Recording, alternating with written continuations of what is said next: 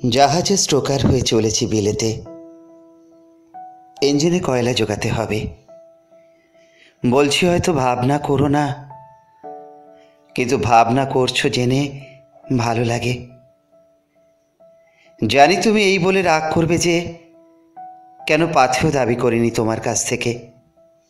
একমাত্র কারণ এই যে আমি যে আর্টিস্ট, এই পরিচয়ে তোমার একটুও শ্রদ্ধা নেই। এই চির দুঃখের কথা, কিন্তু এ জন্মে তোমাকে দোষ দেব না। আমি নিশ্চয়ই জানি একদিন সেই রসজ্ঞ দেশের গুণী লোকেরা আমাকে স্বীকার করে নেবে, যাদের স্বীকৃতির খাঁটি মূল্য আছে। একদিন বিশ্বের কাছে যখন সম্মান পাব, তখন সবচেয়ে সত্য সম্মান আমাকে তুমিই দেবে, তার সঙ্গে হৃদয়ের সুধা মিশিয়ে। যতক্ষণ তোমার বিশ্বাস অসন্দিগ্ধ সত্যে না পৌঁছবে, ততক্ষণ তুমি অপেক্ষা করবে। এই কথা মনে রেখে এক দুঃসাধ্য সাধনের পথে চলেছি।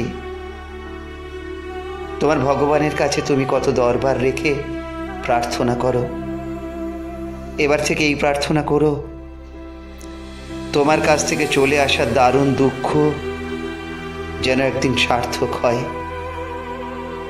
তুমি মনে মনে কখনো আমাকে ঈর্ষা করেছো কিনা জানি নে, এ কথা সত্য। মেয়েদের আমি ভালোবাসি, ঠিক ততটা না হোক, মেয়েদের আমার ভালো লাগে। তারাও আমাকে ভালোবেসেছে, সেই ভালোবাসা আমাকে কৃতজ্ঞ করে। কিন্তু নিশ্চয়ই তুমি জানো যে তারা নীহারিকা মণ্ডলী, তার মাঝখানে তুমি একটি মাত্র ধ্রুব নক্ষত্র।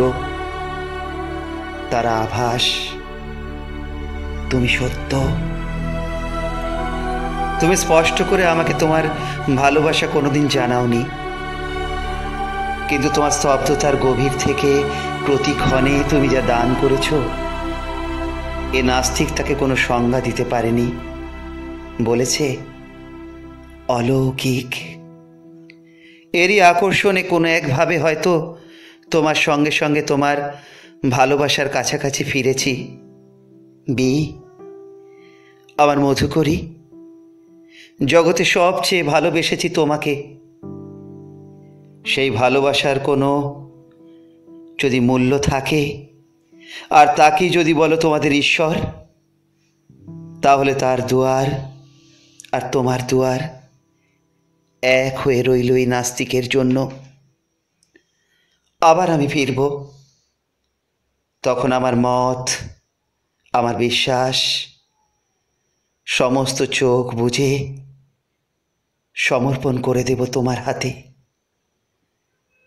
তুমি তাকে পৌঁছে দিও তোমার তীর্থপথের শেষ ঠিকানায়।